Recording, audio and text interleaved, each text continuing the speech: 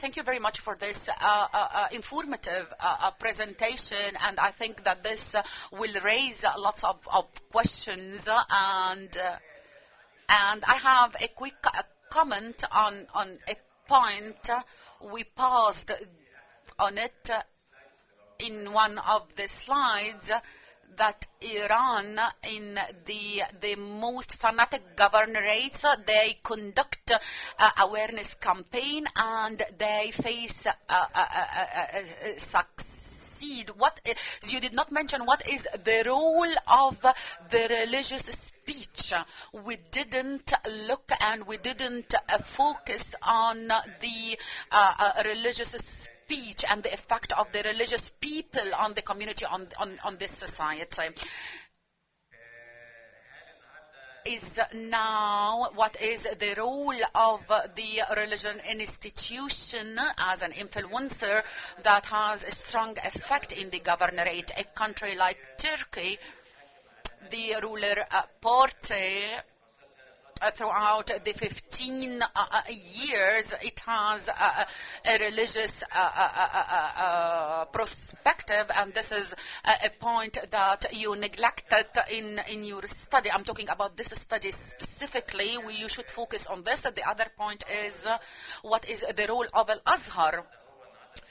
If we are talking about, well, who is the religious institution, so here we are talking about Al-Azhar in Egypt. So what is the role of Al-Azhar, or Al-Azhar has no role? Who are the influencers in our community? In any community, as we mentioned, we talked about governmental institutions, syndicates, army, military. In each region and in each society, there is an influencer, and we have to classify them and what are their roles. We are talking here about sustainability, and the last point that I would like to erase here, concerning the media awareness. I think that now, when we look at the statistics, who is watching the television channels, we will see that a very few percentage of the population. So now, when we talk about media awareness, so what is the role of the electronic media, or what is the role of the social media? Now, the penetration of the media tools on the society might be more effective on the traditional way. We will start our discussion. I would like to introduce Dr. Al-Sunbati, Ministry of Health, gynecologist. Doctor, please, the floor is yours. In the name of God, first of all, I would like to thank the Egyptian Center for Economic Studies. I would like to thank Dr. Abla, and I would like to thank the panelists. Actually, what I heard and what I was listening to gave me an opportunity, a golden opportunity, that it might not happen again, to say my work and to explain my work, the work of my previous colleagues in the Department of Popular Health and Population Ministry of Health, with the cooperation with other departments. I would like only to clarify in front of you, maybe most of you more than me, that the population problem face fluctuation. It's ups and downs according to the. We are now in the golden era, focusing on the population problem according to the priorities of our president and the cabinet. Maybe the presentation that took place gave me an opportunity to discuss item by item, and believe me, if we start talking about all the items, he was very lucky presenting all these items very quickly, but actually these items need to focus on certain points and to assure other points. What was very clear throughout the presentation, there is a sentence which was always repeated: there was. So let's say what was in the past and what's happening now. First of all, talking about the storage of the methods, and I think that this is one of the most important inputs for the contraception methods in the Ministry of Health, the medical insurance and the Center of Abbasiyya. It's obsolete. All these items were amended in the year 2010, and it was a supply chain from the Egyptian company that it owns all the stores, and then it distributes the methods according to the needs within 2 and 3 months, according to the strategical stock from 6 to 1 year. So the supply chain started from the year 2010. It was totally amended. We don't have two sectors, and each sector has a different kind of contraception. The second point is the governmental sector and the private sector, all the national sector. Let's talk about specific numbers, talking about the clinics in the governmental sector. They vary from about 6,000 health centers and hospitals and family services centers. Comparing to the private sector, there are 400 centers all over the country, plus the 2 initiatives provided by Kifaya. In the previous 6 months, we opened about 32 new clinics, and we focused on the university clinics that they provide the service and to be at the same time the resource for the database and the information that is needed. The latest clinic was opened in the Heart Institution that was closed 6 years ago, and we reopened again because of the numbers of beneficiaries, because they needed a clinic for family planning. The subject of the mobile clinics, we have 525 mobile clinics, and the sentence of there was or there were, yes, we can say that. At the beginning of the program of the mobile clinics, normally at the beginning of any project there is a kind of confusion, but starting from the year 2000, this project was totally managed and organized concerning the mobile clinics. Throughout the previous 3 years, in updating the maps and for the poorer areas, and with the High Council for Population and the hotspots, gave us an indicator for areas that we didn't know that they are there.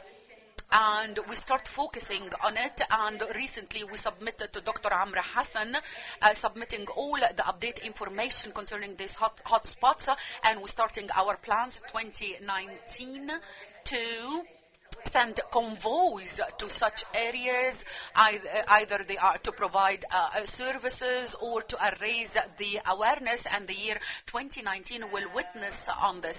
Also concerning distributing the mobile clinics with the NGOs were requiring the mobile clinics because either the doctor that actually the doctor he goes to the clinic in the afternoon. So, and we consider we consider the family planning clinics. We are one union, and we need to provide our services all over this. The role of the rural entrepreneurs and leaders. There were a team with the Center of Children Rescue, and Dr. Hala Mohsen was responsible of this strategy, and the outcome of this strategy were many points. We focused on these outcomes. We start putting a plan for the rural leaders and entrepreneurs. Actually, we call them the ambassadors of the Ministry of Health in the Egyptian house. We consider them a way for reaching these houses in the critical circumstances like virus C, like bird flu. So we can use these entrepreneurs for entreprenate the Egyptian houses. The NGOs and the national role is stepping back since the 90s, maybe because the national sector was you know that the initiatives of the family planning started from the 60s with the increasing in numbers of the health clinics. Maybe the national sector or the NGOs step back a little bit. Training, actually, we do have guidelines and a global handbook, and we train starting from the service providers till the one responsible for the statistics, for the entrepreneurs. And I think that everybody in this room know the role of the training department.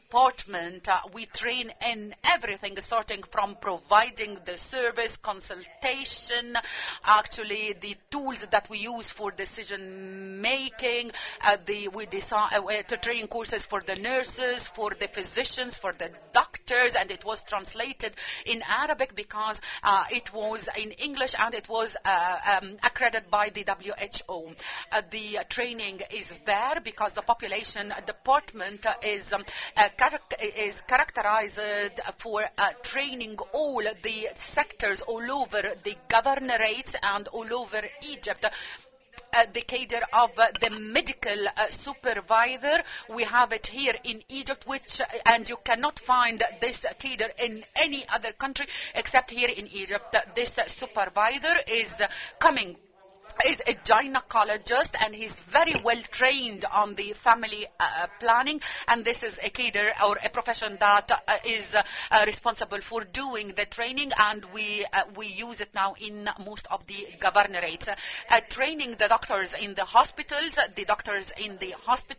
they are the medical supervisors, and now we not only train the gynecologist or the doctors, we also do the training for all the doctors in the hospitals. Either they are surgeons, they are because a cardiologist, because sometimes a woman that would like to use a specific kind of or a specific method of contraception, and she has a heart problem, so she has to meet a cardiologist, and we do this according to the standard, to the global standard.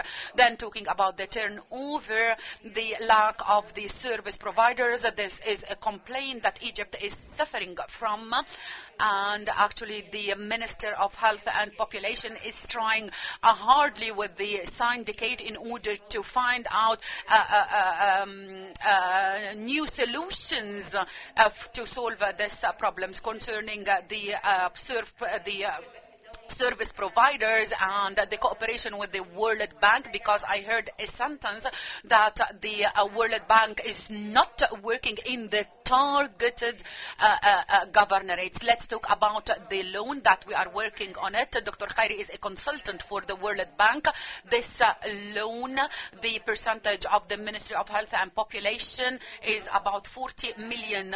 The first item is to do a contract with the doctors, service providers, and the surprise that we found that there are lots of people that they submit offers in order to take the job, and we actually.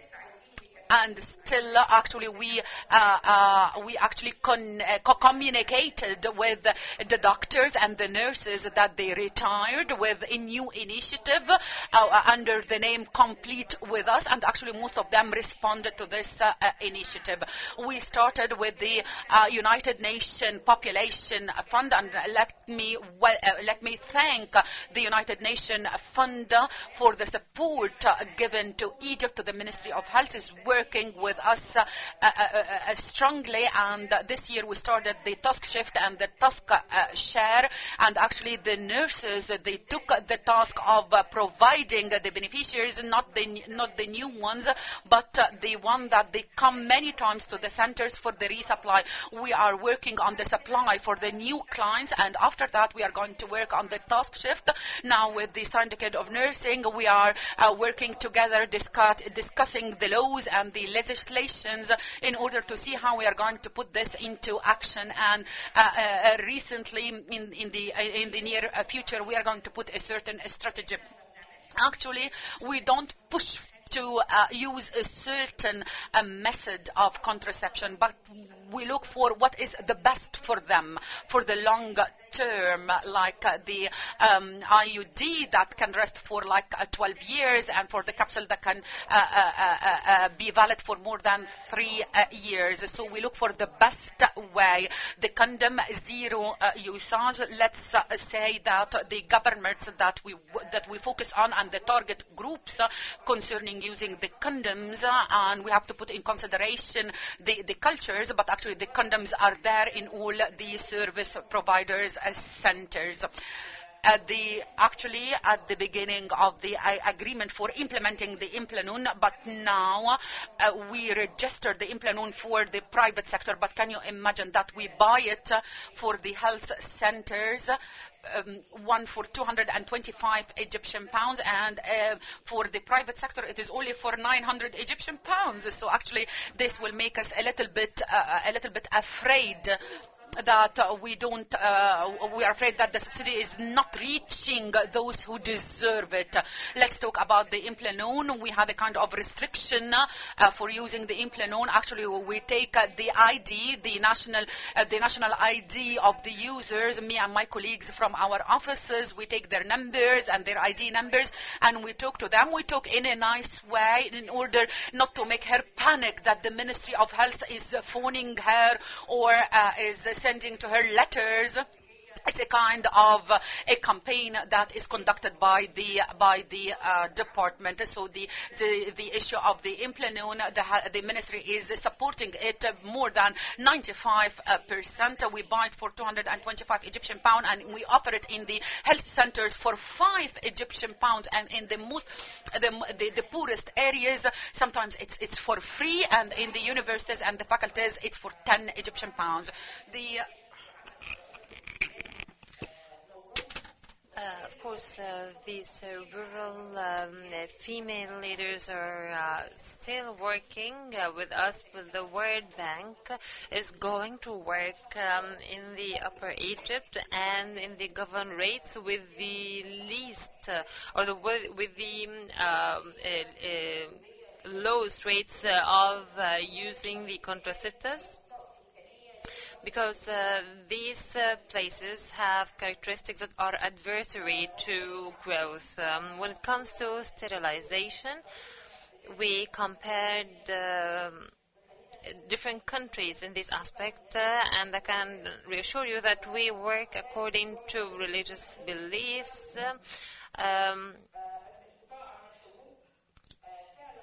The coming off the pills, in order to be fair, based on our different rounds, I used to ask the nurses and the physicians about what if women forget to take the pills, to take 1 or 2 or 3 pills, and I felt that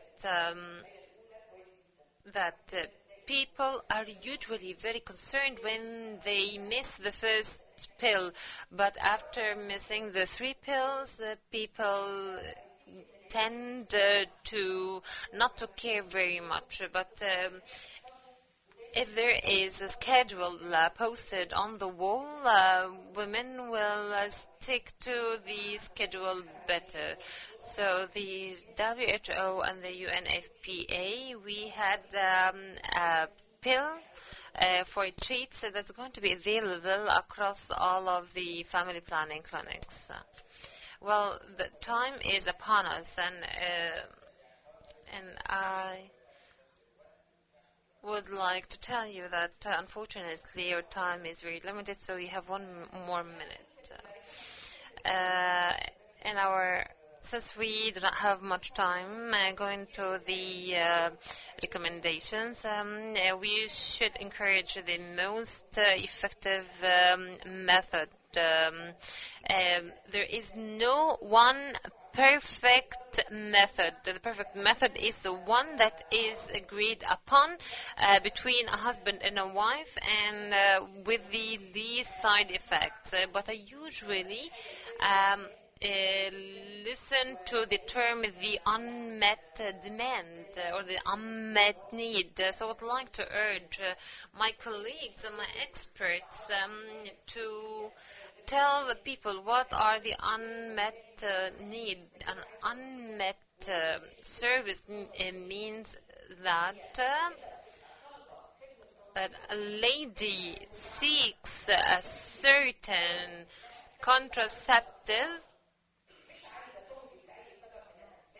in order to stop any pregnancy, but they do not use any contraceptives. Why they do not use them?